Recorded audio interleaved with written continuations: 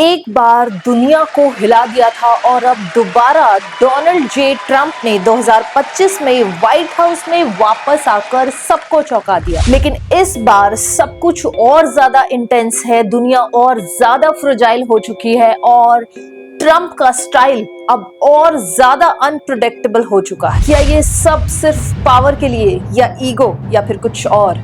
जैसे कि दुनिया का सबसे बड़ा सम्मान नोबेल पीस प्राइज जीतने की कोशिश। इस वीडियो में हम डोनाल्ड ट्रंप की सेकंड टर्म की जर्नी एक्सप्लोर करेंगे, उनके यू टर्न पॉलिसीज, उनकी 2024 की शॉकिंग जीत, global tariff policies, Elon Musk और ज़ेलेंस्की के साथ क्लैशेस, 2 फेल हो चुकी cease fire appeals, India Pakistan और ईरान इजराइल, और वो थ्योरी जो कहती है कि ट्रंप नोबेल प्राइज के पीछे भाग रहे हैं। डोनाल्ड ट्रंप अमेरिका के राष्ट्रपति यू टर्न लेने वाला नेता। अब तो ताज़ा मामला यह है कि इजराइल का साथ देने के अपने बयान से भी वो यू टर्न ले चुके हैं। ट्रंप अक्सर अपने ही बयानों, नीतियों या रुख को पलट देते हैं और वो भी कई बार कुछ ही घंटों या दिनों में। दरअसल ट्रंप राजनीति को पारंपरिक नेताओं की तरह नहीं बल्कि एक बिजनेस डील की तरह देखते हैं। वो पहले कुछ बोलते हैं, फिर सार्वजनिक प्रतिक्रिया परखते हैं और अगर उन्हें इसमें कोई फायदा नहीं दिखता तो अपना बयान तुरंत बदल देते हैं। मौका मिले तो दोबारा नई दिशा में भी मुड़ जाते हैं। ट्रंप ने अपने दूसरे कार्यकाल की शुरुआत से ही कई हाई प्रोफाइल यू टर्न लिए हैं। चीन, मैक्सिको और कनाडा पर भारी टैरिफ लगाए, लेकिन व्यापारियों के विरोध और बाजार में हड़कंप के बाद तुरंत यू टर्न लिया। वैश्विक टैरिफ में देरी की घोषणा की, लेकिन कुछ दिनों बाद उसी योजना को दोबारा लागू कर दिया। भारत को लेकर कहा, मोदी मेरा दोस्त है, फिर भारत पर भारी टैरिफ लगा दिए, फिर से यू टर्न। उत्तर कोरिया के किम जोंग उन को लिटिल रॉकेट मैन कहकर युद्ध की धमकी दी, फिर बाद में दोस्ती का हाथ बढ़ाया और शांति वार्ता शुरू की। इनमें से कुछ यू टर्न तो 24 घंटे के अंदर ही हुए। ट्रंप को नोबेल शांति पुरस्कार मिले या ना मिले पर आज दुनिया उन्हें 8वां अजूबा कह रही है। डोनाल्ड ट्रंप हमेशा से पॉलिटिकल सिस्टम के अगेंस्ट रहे हैं, लेकिन 2025 में उन्होंने फ्लिप फ्लॉप का मतलब ही बदल दिया। हर पॉलिसी एक नई डायरेक्शन में जा रही है, कोई भी डिसीजन परमानेंट नहीं लगता। चाइना, मैक्सिको, कनाडा पर हैवी टैरिफ लगाए और फिर कभी उन्हें डिले कर दिया, कभी उन्हें हटा दिया और कभी फिर से इम्पोज किया। यूएसपीएस के जरिए चाइना के पार्सल्स बैन किए, फिर अगले दिन वापस अलाउ कर दिए।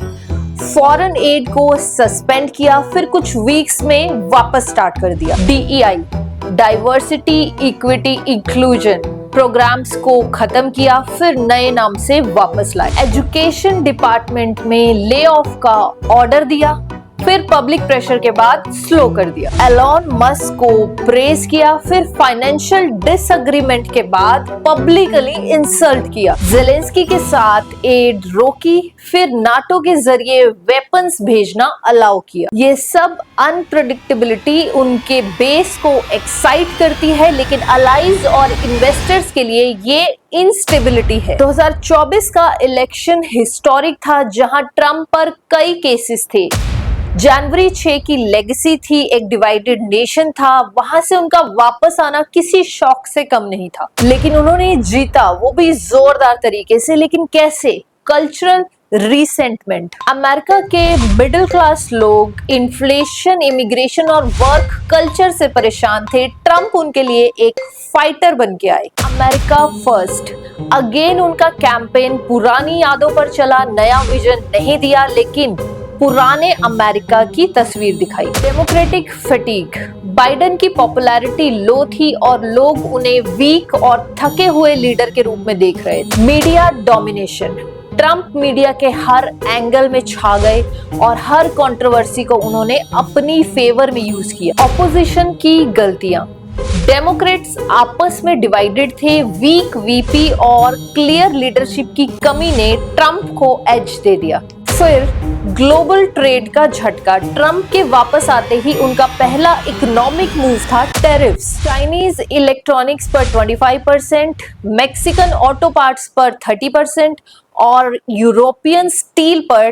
20%। उनका रीजन अमेरिकन जॉब्स प्रोटेक्ट करना, लेकिन दुनिया का रिएक्शन तीखा था। EU इकोनॉमिक नेशनलिज्म कहकर ट्रंप की पॉलिसीज की निंदा की। चाइना यूएस टेक कंपनीज को बैन किया और अफ्रीका में इन्वेस्टमेंट बढ़ा दी। कनाडा एंड मैक्सिको WTO में केस फाइल किया और यूएस एग्रीकल्चर प्रोडक्ट्स को बॉयकॉट किया। मार्केट्स पहले क्रैश हुई, फिर थोड़ी स्टेबलाइज जब एग्जम्पशन का अनाउंसमेंट हुआ। अमेरिकन कंज्यूमर्स को राइजिंग प्राइसेस और सप्लाई डिसरप्शन का सामना करना पड़ा और ग्लोबल पार्टनर्स ट्रम्प को एक अनरिलायबल पार्टनर के रूप में देखने लगे। इंडिया, जिसे ट्रम्प अपना दोस्त कहते थे और मोदी जी को टफ नेगोशिएटर, उन्हें भी नहीं छोड़ा, लेकिन आखिर में यू टर्न लेना पड़ा। ट्रम्प ने एक स्पीच में इंडिया को टैरिफ किंग कहा, जो उन्होंने पहले भी कहा था, और क्रिटिसाइज किया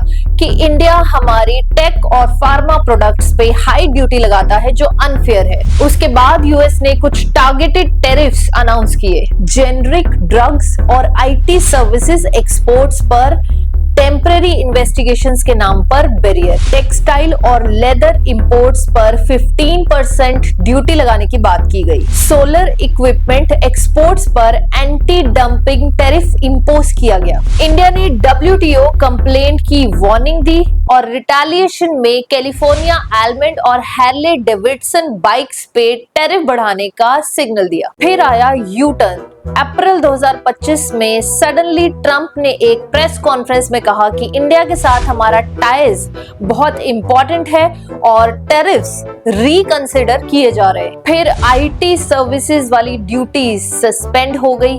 solar tariff partial roll back हो गया। फार्मा सेक्टर में एक फास्ट ट्रैक म्यूचुअल अप्रूवल का प्रपोजल दिया गया। लेकिन बदला क्या?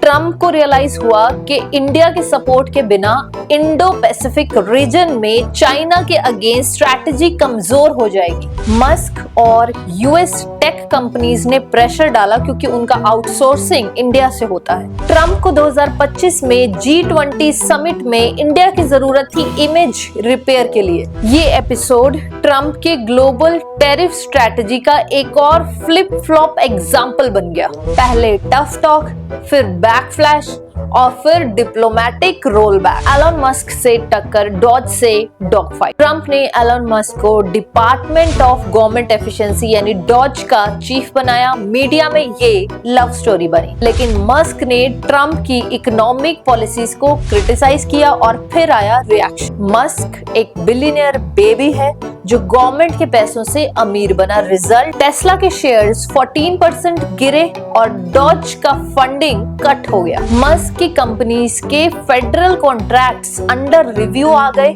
मस्क ने सिर्फ एक रॉकेट इमोजी और एग्जिट ट्वीट किया। फिर ज़ेलेंस्की का अपनापन। ज़ेलेंस्की ने पहले ट्रम्प से कॉशंस होप रखा था। फिर 2025 में ट्रम्प ने यूक्रेन के लिए यूएस एड रोक दी, बोला ये हमारा वॉर नहीं है। फिर प्रेशर में आकर नाटो के जरिए इनडायरेक्ट एड अप्रूव की, लेकिन तब तक ट्रस्ट टूट चुका था। ज़ेलेंस्की का म्यूटेड स्टेटमेंट, सपोर्ट के लिए शुक्रिया लेकिन यूक्रेन को पार्टनर्स चाहिए, डील्स नहीं। ये सब ने देखा ट्रम्प यूक्रेन को एक बार्गेनिंग चिप के रूप में ट्रीट कर रहे थे। फिर 2 सीज फायर्स और 2 जिल्लतें। इंडिया पाकिस्तान। मार्च 2025 में एक टेरर अटैक के बाद इंडिया ने पाकिस्तान पर एयर स्ट्राइक की। ट्रम्प ने सीज फायर कॉल किया, इंडिया ने सीधा रिजेक्ट किया।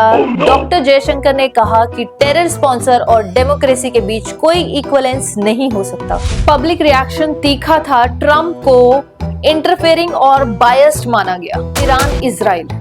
इजराइल ने ईरान के न्यूक्लियर साइट्स पे स्ट्राइक्स किया।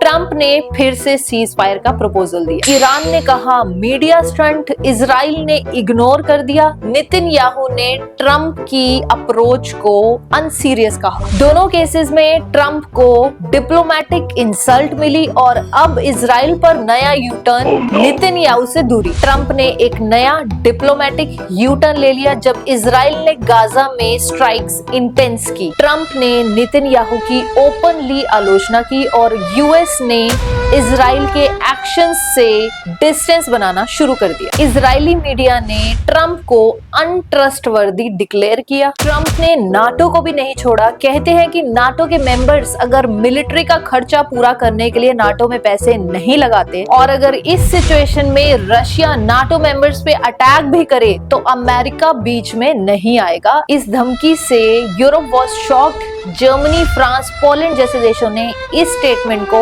म्यूचुअल डिफेंस क्लॉज आर्टिकल 5 के अगेंस्ट माना। सेक्रेटरी जनरल ने कहा नाटो का सॉलिडेरिटी नॉन नेगोशिएबल है। आखिर ये सब ट्रंप कर क्यों रहे हैं? नोबेल पीस प्राइज लेने के लिए? जी हाँ, वॉशिंगटन और यूरोप के थिंक टैंक के अंदर एक कॉमन थ्योरी है, ट्रंप नोबेल पीस जीतना चाहते हैं। Signal, high profile cease fires की sudden calls, peace over war वाली स्पीचेस, लीक्ड मेमो जिसमें लिखा ओबामा को बिना कुछ करे नोबेल मिला और मैं तो सच में वॉर रोकता हूँ। पीस के लिए डिप्लोमेसी और ट्रस्ट चाहिए जो ट्रंप के पास नहीं लगता। मैं तो इसे दुनिया का 8वां अजूबा कहती हूँ। क्यों? क्योंकि ट्रंप का दूसरा टर्म सीक्वल नहीं है, ये एक बोल्ड, अनप्रेडिक्टेबल और डेंजरस एक्सपेरिमेंट है। यूटर्न्स ने कंफ्यूजन फैलाया, टैरिफ ने इकोनॉमी हिला दी, मस्क और जेलेंस्की से दुश्मनी ने अलाइज को नाराज कर दिया। नाटो ने तो यहाँ तक कह दिया कि हम जेलेंस्की के साथ हैं चाहे अमेरिका हेल्प करे